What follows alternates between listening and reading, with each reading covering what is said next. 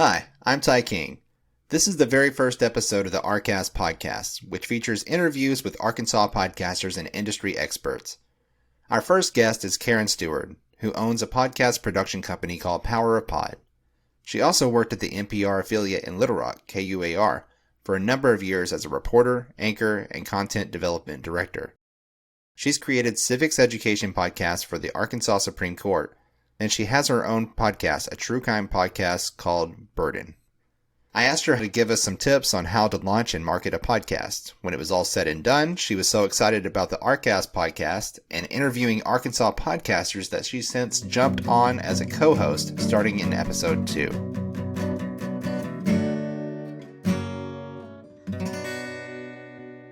I'm Ty King, and you can introduce yourself. Sure. My name is Karen Steward, and I have a podcast production company here in Little Rock, or we have clients all around the world. Yeah, wherever you're at. Yeah, and it is called Power of Pod. Yeah.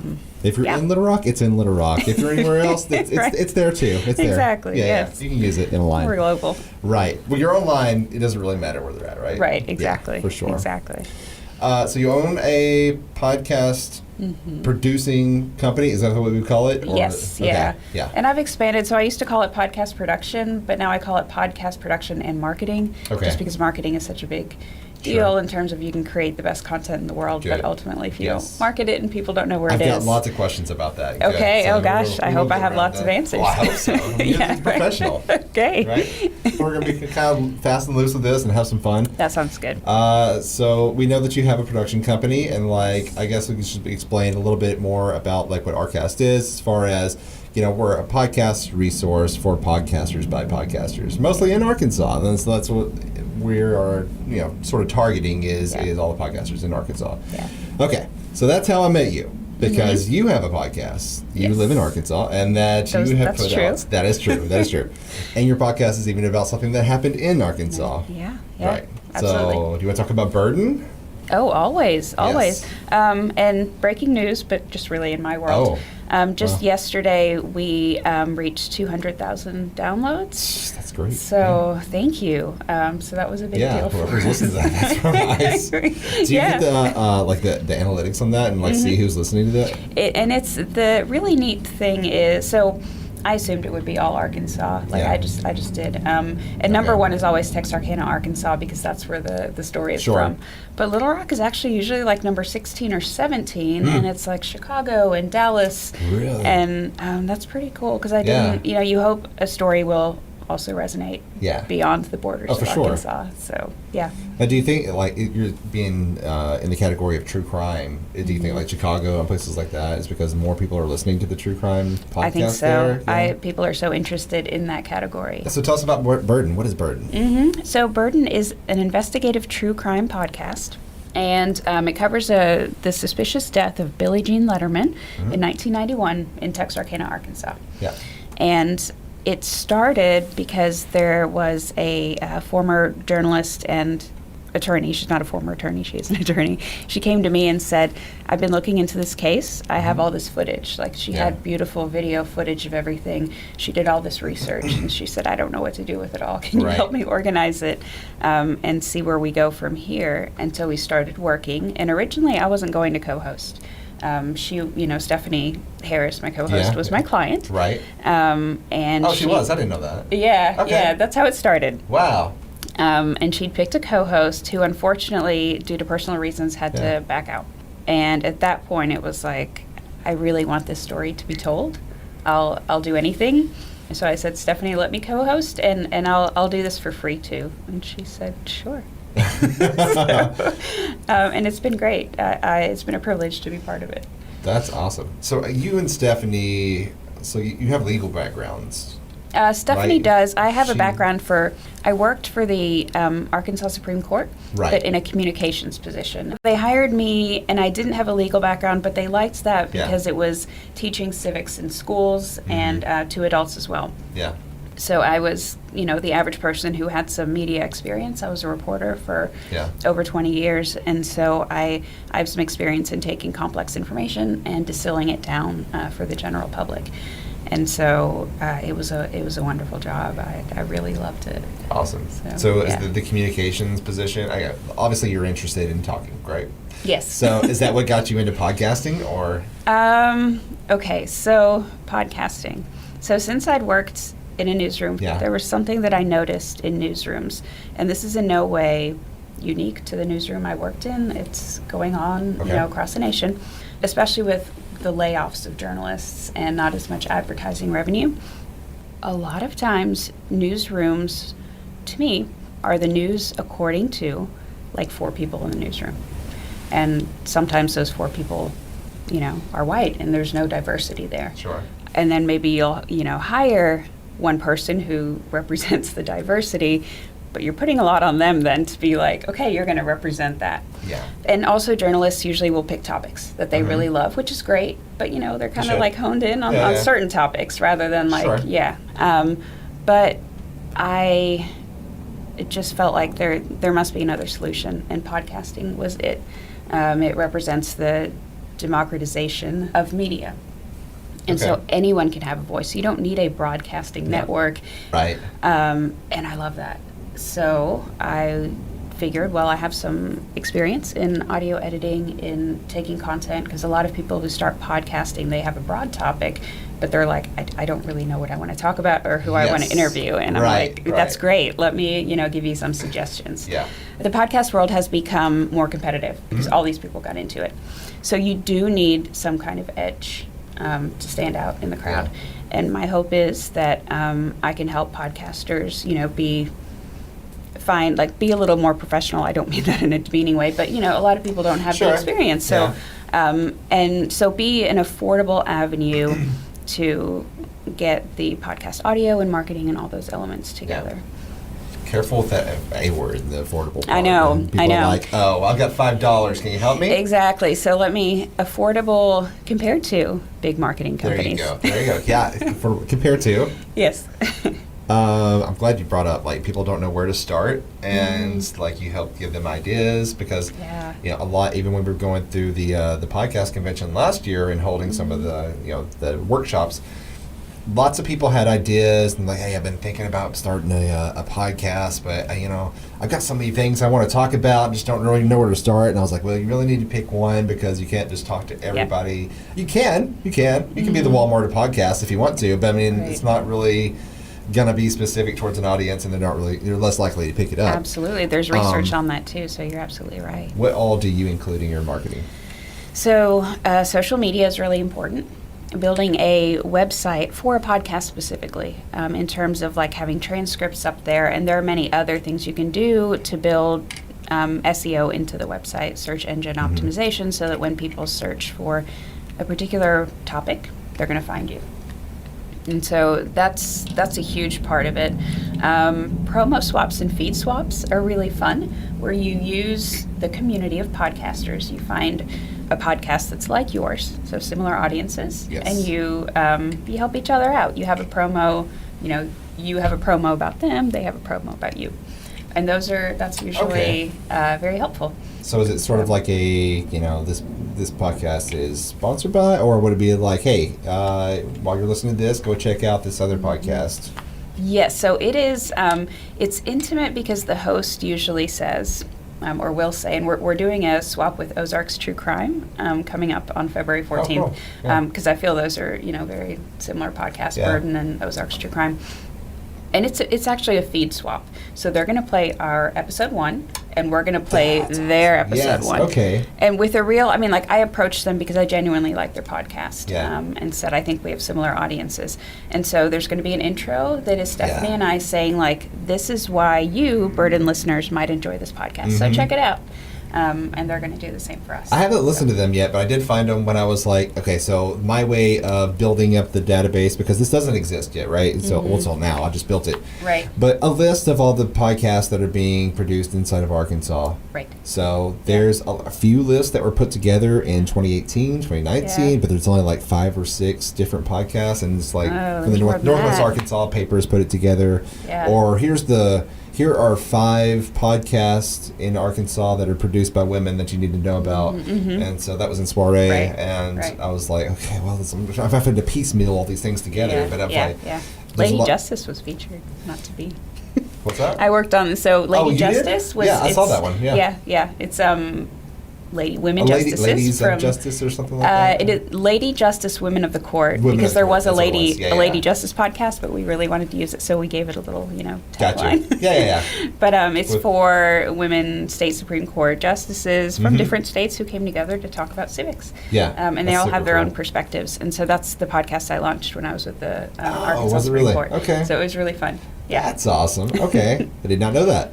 But yeah, I found out about a lot of them that I never had heard of before. I just went into Apple Podcasts and several other streamers and be like, Arkansas Podcasts, and like some of these popped up, and I'd have to go do some research and be like, okay, there's over 120 that I have listed right now. Wow. I know there's more out there. I'll need people to be able to send them in and let us know, hey, you're missing my podcast, or I like this one, and we can get it added to the database. But there's so many that are out there. Absolutely. Some of them have been started with great intentions and then just abandoned. Right. Absolutely. Yeah. And I mean, like, I really appreciate you starting, because I feel someone needed to, so I appreciate your initiative to starting a podcast convention in Arkansas and to starting a database like this. Yeah, because I mean, a lot of people, like, we run into so many people throughout the day that are like, I have the idea, I have been wanting to talk about this, but I don't know how to get started. Yes. But like, I'm just like, there's never been an easier time than right now to get started. You know what I mean? We have technology surrounding us at all times, and like,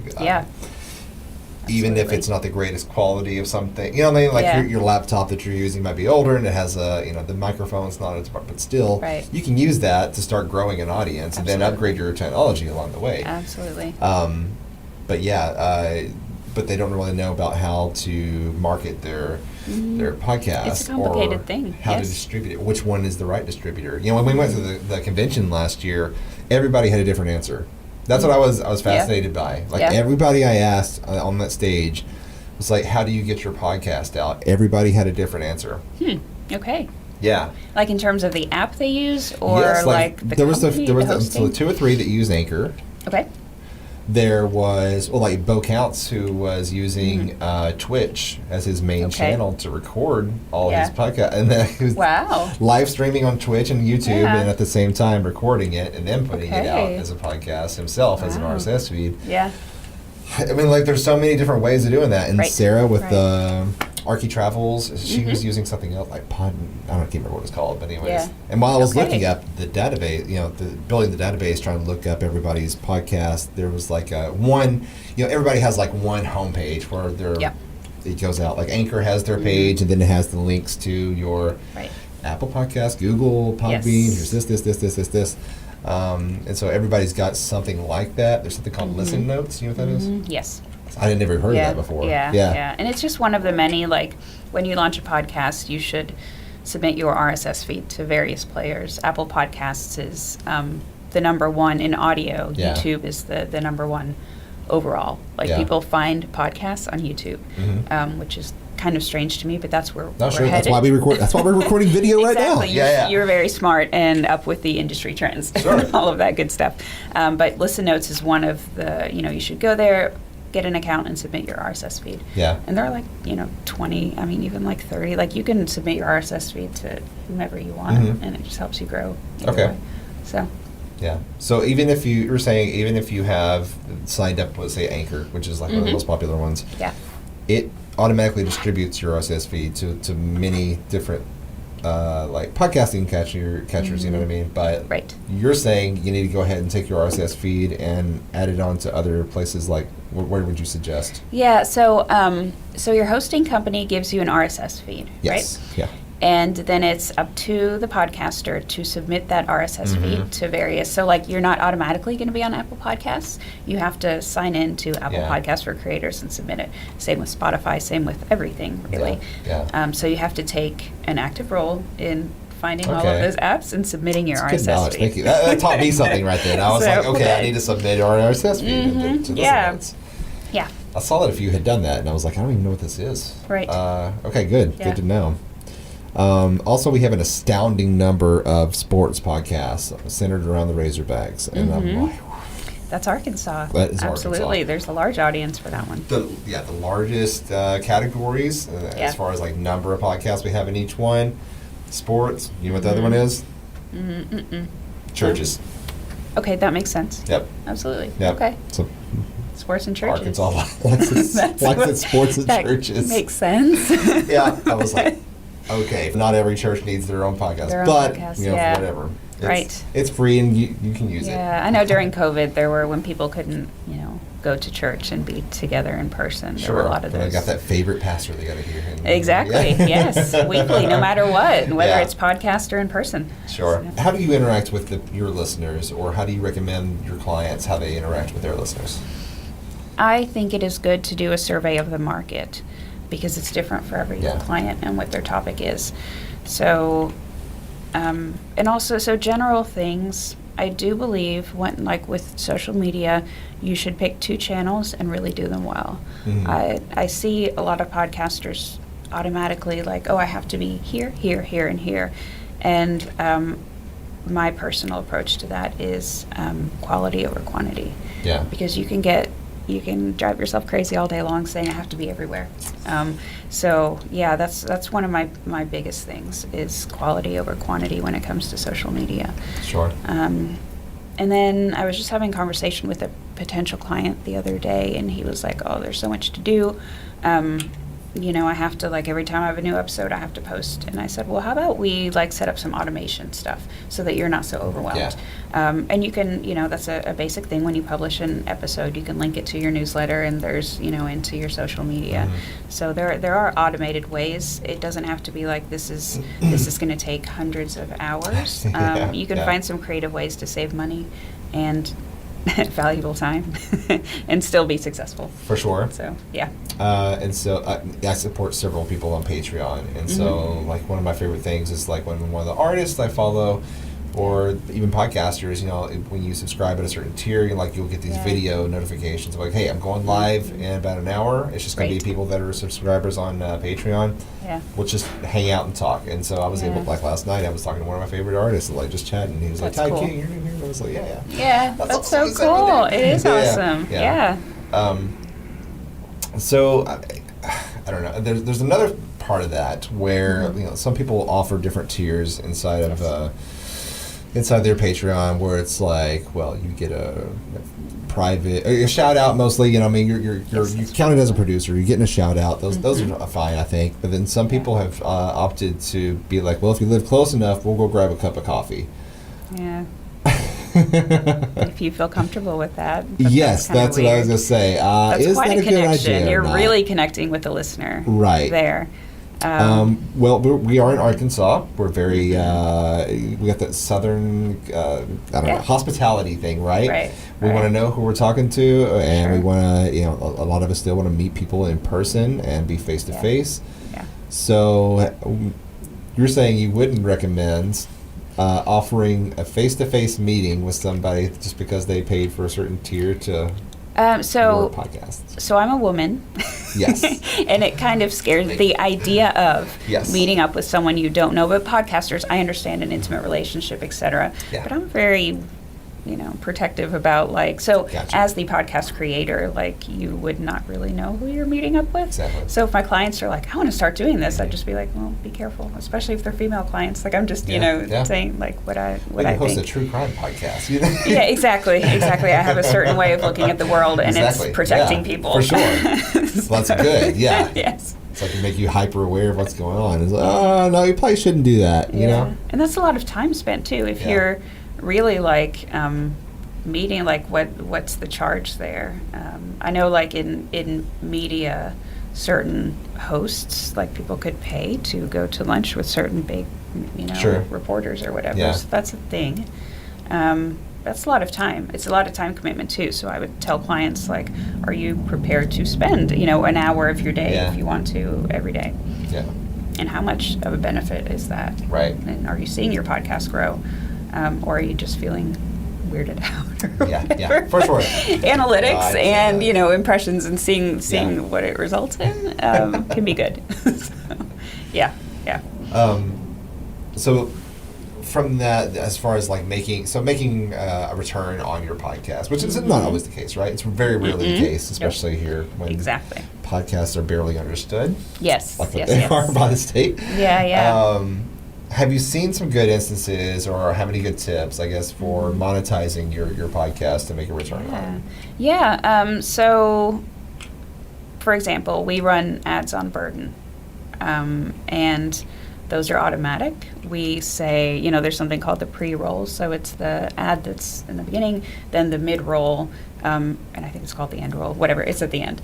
And so dynamic ad insertion is what that is called. And companies just say, I want to advertise on this podcast. They drop in automatically their ads. Okay. And there are things with that you have to be careful about as well.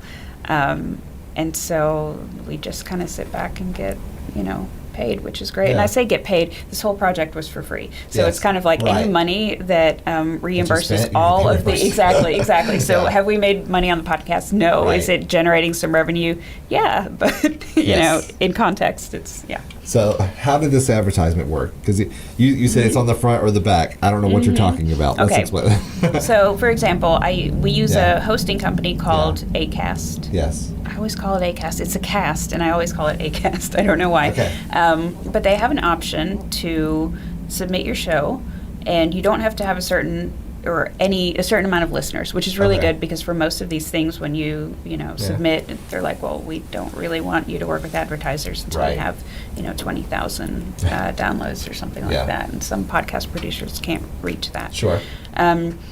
So we submitted Burden, and then it's open for ad buys. So these marketers get an account. There was and one they in particular, because I listened to all the episodes. There was one, I can't remember what it is now, but there was one in particular that was like almost every episode that they were advertising on. Yes, so they can buy many different spots if they want to. Okay. Yeah, and I learned about the spreadsheet where you can say certain categories, please don't do that. It is interesting. Because that will... So it's been a trend in terms of people saying, okay, advertise on my podcast, and then you'll go to Apple Podcasts and see 20 bad reviews, and they're not about the content. It's like these ads. Hate these ads. Yeah. Or like there was one, a true crime podcast, and there was an ad on to buy a gun, which is just terrible. But are you serious? I shouldn't judge. I think that's not ideal. It doesn't really fit the content. No. Don't do that. And like tobacco products and stuff. Sure. But so see who you're allowing to advertise. So we've had to go through the spreadsheet. Read through that spreadsheet. Yeah, exactly. Like say, not really. Yes, not really. Yeah. Well, same thing with any kind of agreement or contract or something. Just probably read through that. Exactly. Right? Yeah. Absolutely. You're signing your life away. So. Very interesting. And so, alternatively, being able to monetize that because you've accepted ads. Have you ever considered, or do you ever recommend like something like a Patreon, or it doesn't have to be through something that's already like a platform that exists. It can be through your own website, or offering for a paid version of your podcast without ads. So I would say definitely actually go through a platform that exists, because of all of the headaches or work is really what I mean, all the work that it's going to take to set that up. Yeah. There are many podcast hosts who have now set up the ability to, you can upload a file and say, this is for my subscribers only. Yes. So go with that technology, use it, don't build it yourself, because that takes a lot of time. It does. The subscriber model is where I think the industry is headed. It's what I see. One thing that I think is backfiring is that a lot of podcasts will make the final episode, and with true crime podcasts, that gets really hard. They'll make the final episode something you have to subscribe to. And so there are a lot of podcasts actually that have gotten negative reviews. So it's like, hey, a huge cliffhanger. By going up and then to you're the penultimate episode. Exactly. Pay for this final. Yes. Wow, I've never seen that before. Oh, it's so annoying. But I did pay for a fine. Yeah? There was one that I just had to see. I forgot what it was, but so it worked, but I didn't like it. Yeah, I did it, but I did not like it. Yeah, like I thought a little less of them or whatever. Yeah. And again, I'm a democratization of media person, so I don't like putting things behind a paywall. At the same time, you got to get paid for what you do. You can't do it all for free. Sure. So subscription models are good. Patreon is good. It takes a lot of time, is what I've learned with clients and with Burden. It takes a lot of time to upload stuff. You got to edit videos. If you have raw videos, you have to edit that. Yeah, of course. It's a lot. It really is. Right. But if you can do it and you have the time, you have a stable audience. People subscribe to the show, pay $5 or $10 a month. And that's nice, and that's very helpful. And so for you, you went with Burden. You knew that it was going to have so many episodes. It's not going to be an ever-going sort of series. I mean, you may have different seasons, limited, but you know that this particular story that you were telling was going to have to end at some point to catch up to modern times. Yes.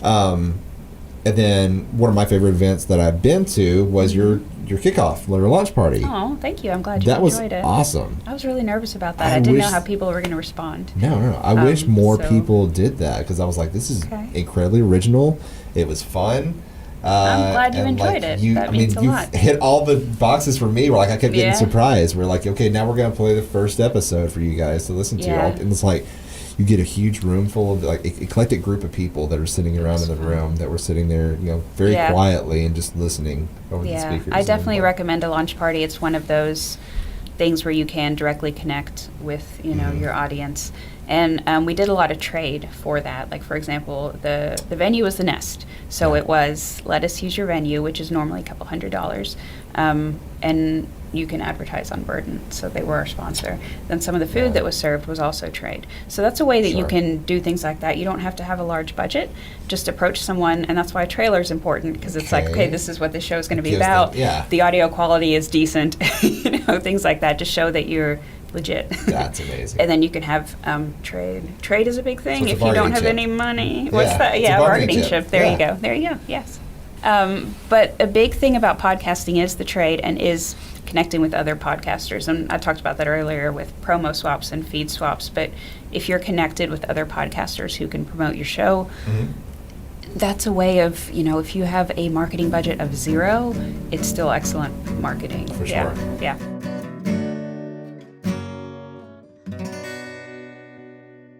That was Karen Steward with Power of Pod.